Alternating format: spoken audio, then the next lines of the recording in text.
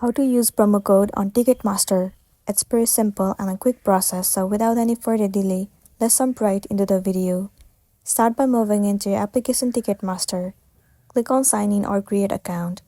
Enter the login credential as in your email address and the password if you have already logged into your account, or create one if you do not have one yet. Once you have been logged into your account, it will land you on the home page. Tons of different tickets will be available to you. Choose any of the specific ticket that you want to purchase. After that, you have to click on Buy. Choose the quantity of the ticket that you want to purchase and head over to Payment option. Move into Checkout. Tons of different payments method will be visible to you. And over here you can also see where it says promo codes. All you gotta do is click on this plus icon and then enter the valid promo code that you have, and then tap on Place Order at the bottom.